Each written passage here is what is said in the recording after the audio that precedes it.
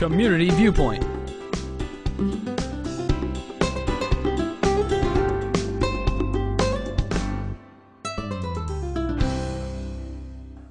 And welcome again to Community Viewpoint. I'm John Pollock, your host for this segment. Happy New Year. It's the first broadcast of the new year. So if you're still using checkbooks, remember that's a 8, not a 7.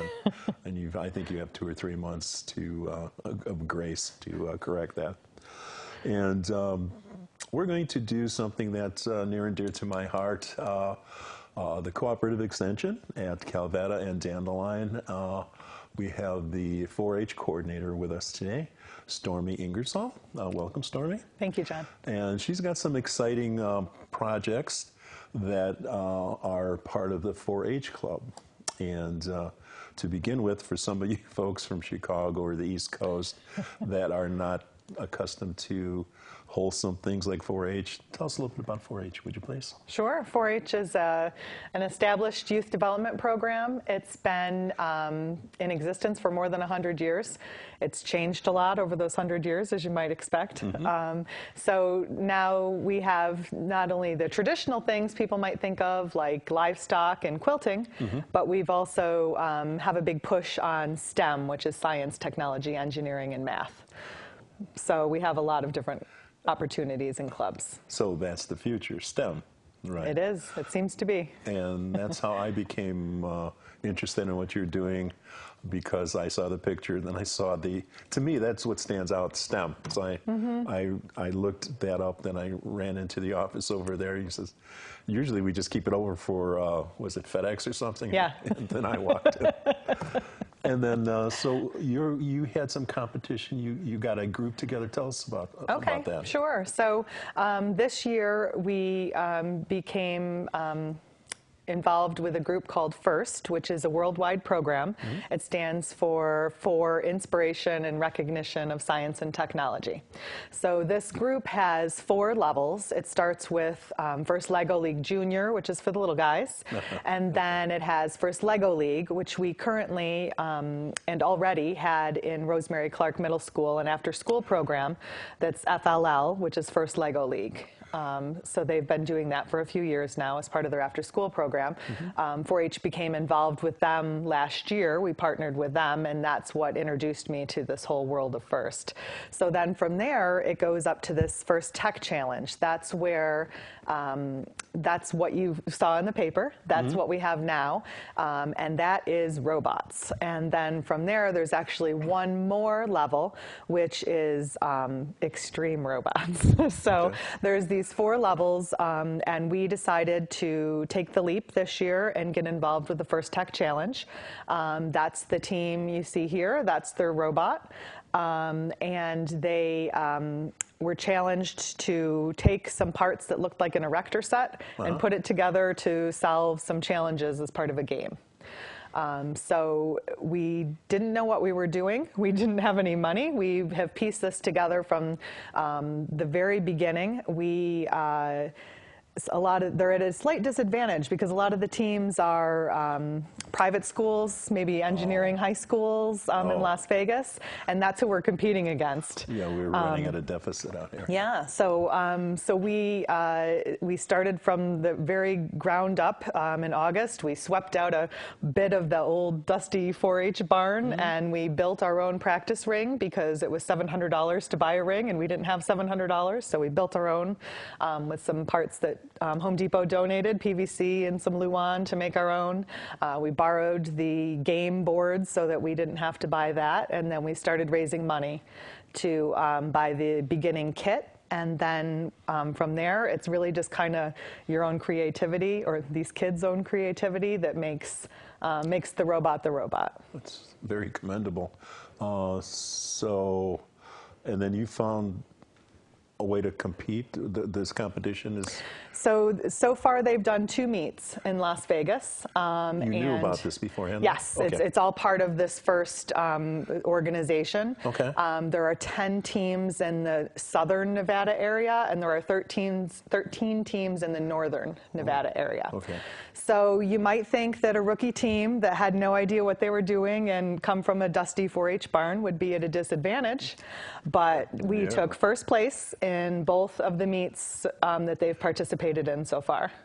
Wow, that's extremely commendable to you. So it was very exciting. It was. So do you have awesome. a few parents involved with this, I hope? We do. The nice thing about 4-H is that it really extends to the whole family. Even the kids who don't have parental involvement have parental involvement, from their friends, from the other leaders, a lot of the leaders, because all of our leaders are volunteers. A lot of them are parents, and so when we've really developed those connections with the community. Oh, and you had to, and the parents had to go out and get sponsorships also to help you. You had to buy more parts and things. Costs a lot of money to build a robot, as it turns out. Okay. So, plus we had to register the team. We believe, we've been told that we will be qualified to go to Reno for the state competition in February. Oh. So we have to get a bunch of kids to Reno. So there's the cost of that. And then there's the cost, of course, of additional parts and things that we need. Ooh. I'm thinking how to get you up there now. Yes. We'll talk about that after the show. Sounds good. Yeah, Sounds there's good. a way to do I'm these open things. to ideas. Yeah. So we've taken a pretty creative approach. The community has really come out to support us in ways that are so good for the kids to see. That they have that support. And really, with 4-H, it's about youth development. Like, we're learning about robots, and we're learning those skills, but they're also learning so many other skills that are invaluable for the future. So they've formed a fundraising committee. They have a treasurer that keeps the ledger and does the checks. We have the kids. Oh yes, it's all the kids. So they're the ones that have to design the robot. They're the ones that have to learn how to program the robot. The kids are the ones that have to do the outreach to the community and get this stuff going. So they've done the press release that you read in the paper was done by one of the kids. So they've learned all these other skills, and there's all these. You can feel the development. You can see the development. It's wonderful. Well, this is very rewarding. It's very enriching to the local area here to have something like that to help us grow the Absolutely. youth. There's a drought here. There's a deficit of these programs and these opportunities for kids, and so 4-H can provide that. And part of what we're trying to do with this first program is to form a coalition, which would be the 4-H, the local school district, and other community partners to bring multiple levels of this first programming so that all ages and all kids, whether they're in school, not in school, economic status aside, all those things can really be part of this program because it's a really valuable and worthwhile program. So to that end, we are holding a gala on Tuesday. As I call it, gala. Gala. Yes. On Tuesday. That will be held at the 4-H Annex on the corner of Dandelion and Calvada.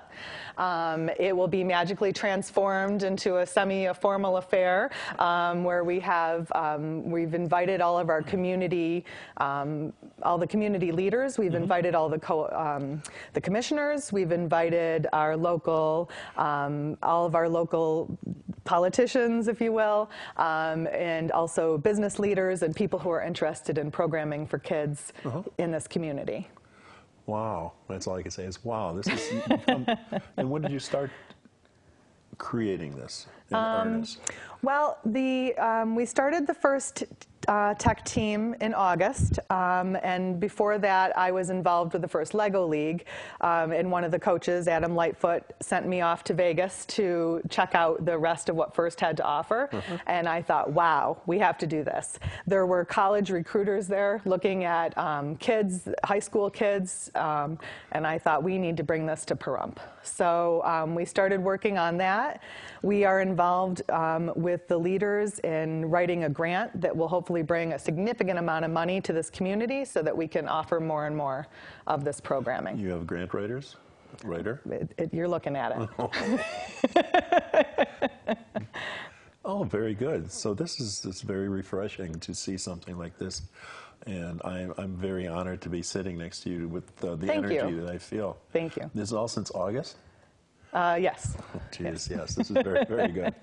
So if you would like to be part of this, please, you can call Stormy at the office. Yep, 727-5532, extension 1. We'll have that there later. We forgot to put that down there. You can stop by and see us. You can check us out on Facebook at Pahrump 4-H. And please feel free to give me a call. Please feel free to show up to the gala. If you can register through Eventbrite, that's wonderful. If not, if you have a donation for the auction or you'd like to be part of it in some other way, please give me a call and let me know. My goodness. So what time does it start again? It starts at 5 o'clock. You want to put that banner up there again, please, or the flyer? It starts at 5 o'clock on Tuesday the 9th. We'll have some snacks and some music, and you'll get a chance to check out all the robots. And then about 6:45, we'll be having an auction, a live auction. Ron Chase is going to do a local live auction for us. So we've got some pretty awesome stuff that's been donated to auction and raffle off, so we're pretty excited. We're hopeful also to let the community know more about this coalition that we're forming. Oh my goodness, yes, and hopefully people will be watching this, people that read the newspaper, and they'll interact with other people and pass this on. Community Viewpoint. Fantastic things for the kids to do rather than the normal baseball, soccer. Everything costs a lot of money for the equipment. Right. So this Welcome. We really work on that grassroots, keeping the cost as exceptionally low as possible. It's $1 a year to join 4-H. It's open to kids ages 5 to 19, and we have tons of opportunities and programs, even at our current, kind of hanging on by a thread with our funding. We still have a ton going on, so check us out. Jared All Orem. right, so And welcome, Jared, to the show. Hello. And we're going to dispense with the obligatory burning of the Christmas tree that we've had for many, many years. See you next week. Thank you. We've scared you enough with that. It only takes a couple of minutes for a dry tree to go up. Community Viewpoint. When there's gifts on either side of it. The wrapping paper is just got paper thin. Yeah. And that'll go up immediately. And then last year, I believe, we had